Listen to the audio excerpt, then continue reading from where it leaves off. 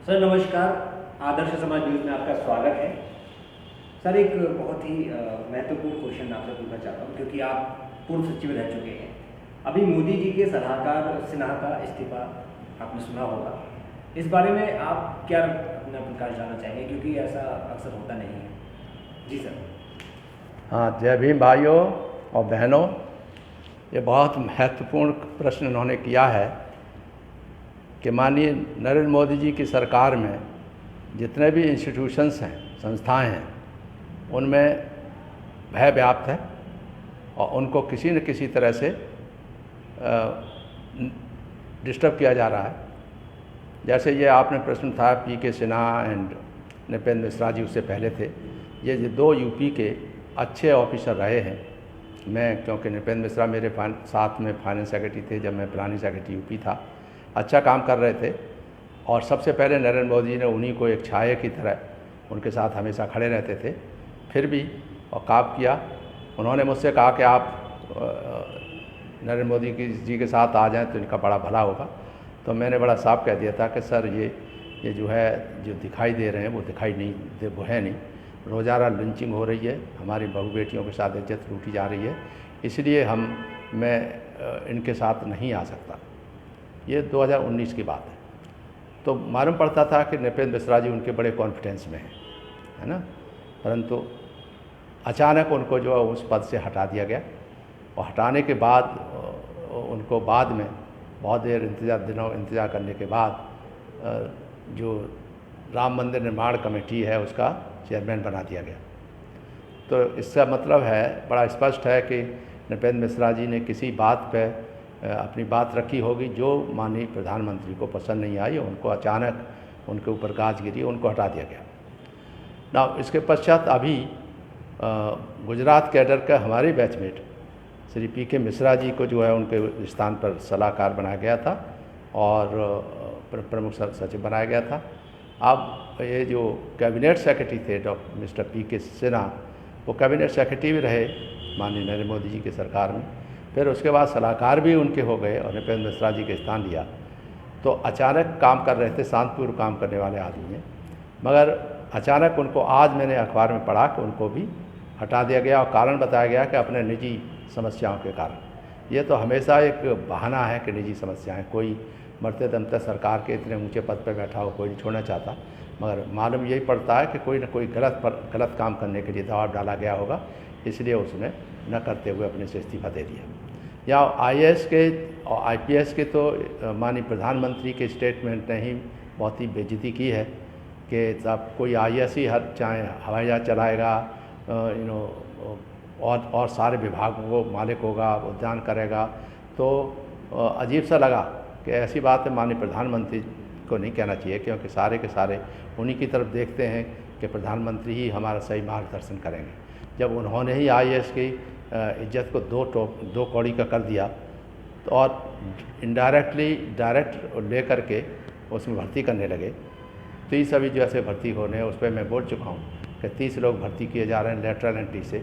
इससे आईएएस की छवि बहुत ही ख़राब हो रही है और हर आईएएस ये इसमें और ऑफिसर्स ये घबराए हुए हैं कि पता नहीं किस समय किसके ऊपर क्या गाज गिर जाए, क्योंकि वो जब इनडायरेक्ट जो एंट्री होने लगी तो ये लोग कहते हैं कि आखिरकार तमाम पद खाली हैं तो उनको क्यों नहीं भरा गया पब्लिक सर्विस कमीशन के माध्यम से।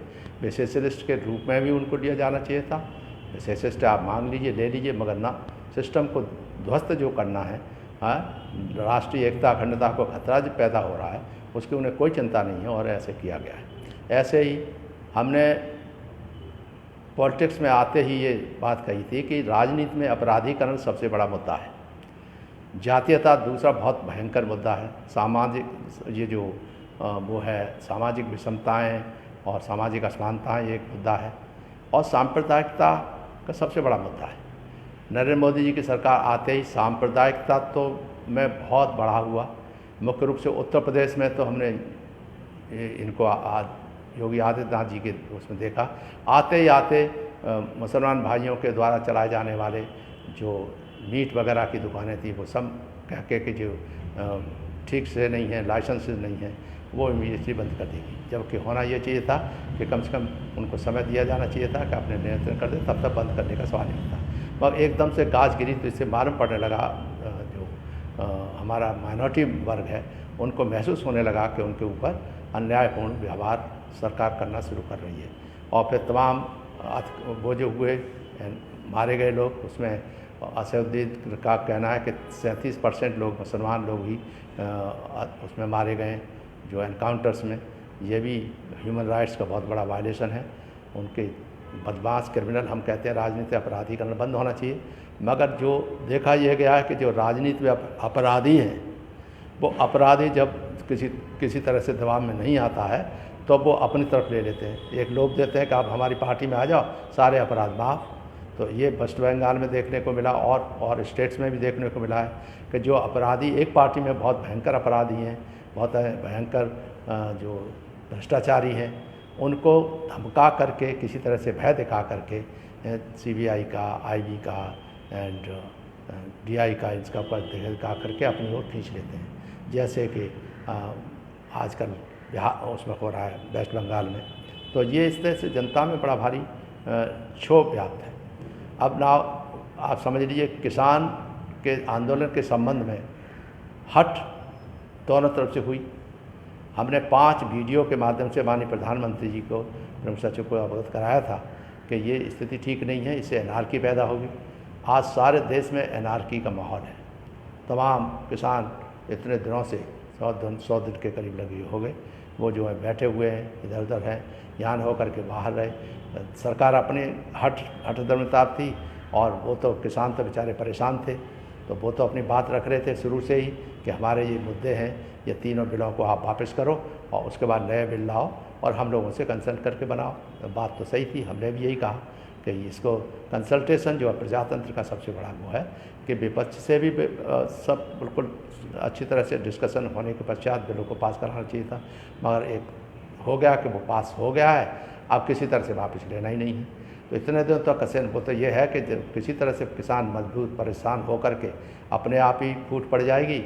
और वास्तव में कोशिश की गई है। लोग कहते हैं भाजपा के लोगों ने जो है झंडा को उतार करके दूसरा झंडा फहराया, वहाँ पर उन्हीं के समर्थक वाले लोग थे। तो ये इस तरह से और फिर तमाम दुर्ग जैसा बना दिया गया दिल्ली में। तो सारे अप्रतांश जो मतलब अप्रतिशत ये होता है, प्रत्यक्ष रूप से ये महसूस होता है कि ये सरकार हर लोगों के तरह की भावना के अनुसार नहीं चल पा रही है। चाहे नवयुवक को तो परेशान है, नौकरी नहीं मिल रही, चाहे किसान हो तो वो तो आप देख ही चुके हैं, अन्नदाता है फिर भी परेशान है बेचारे। और सब हमने भी सपोर्ट किया था उनको, मगर यही कहा था कि आप फ़ौरन सरकार और किसान वार्तालाप करके इस मामले को ख़त्म करें। आज भी यही किसान कह रहा है कि हमारे साथ हमें बुलाइए, हमें बात करिए, तो फिर से वही बात हो। तो इतने दिनों से चल रहा है मामला। सारे देश में पक्ष विपक्ष जो हैं, पार्टियां भी अब आ गई, पॉलिटिकल पार्टियां। पहले किसान कहते हैं पॉलिटिकल पार्टी नहीं होनी चाहिए, मगर बाद में बहुत सी पॉलिटिकल पार्टी जो फ़ौरन सत्ता प्राप्त करना चाहते हैं वो भी पहुंच गए। तो पॉलिटिकल पार्टी, अब जो पॉलिटिकल पार्टीज़ विपक्ष और किसान एक तरफ हैं और भाजपा के जो लोग हैं वो एक तरफ हैं। और भाजपा में भी तमाम फूट है। भाजपा में भी अनेक लोग जो है नहीं चाहते कि इस तरह का एक्शन किसानों के प्रति हो, क्योंकि इससे जो है भाजपा के अब जो है वोट जो वो है बहुत ही बुरी तरह से कम होगा। और देख लीजिएगा आप, किसी भी तरह से ये 5 स्टेट्स हैं, आसाम में शायद संभावना हो सकती है जीत जाए, नहीं तो वेस्ट बंगाल, आपका जो तमिलनाडु और आपके जो पौंडीचेरी और अन्य जो तमिलनाडु, इनमें सब में बुरी तरह से भाजपा हारेगी, क्योंकि इन्होंने हठ धर्मिता की है, जिससे समाज और सारा देश के लोग एक तरह का ये महसूस कर रहे हैं कि ये इस तरह से जो वर्ड यूज़ करना चाहते हैं कि इस तरह से दादागिरी एक तरह की है, ये इंटेलेक्चुअल दादागिरी करूँगा कोशिश इस तरह से की जा रही है जो उचित नहीं है। मैं समझता हूँ कि इससे सारे नवयुवक, सारे किसान, सारे बेरोजगार और दलित, पिछड़े, अल्पसंख्यक सब इकट्ठे होकर के भाजपा के खिलाफ वोट डालेंगे और भाजपा इन प्रदेशों में हारेगी। जय भीम, जय भारत, नमो बुद्धाय।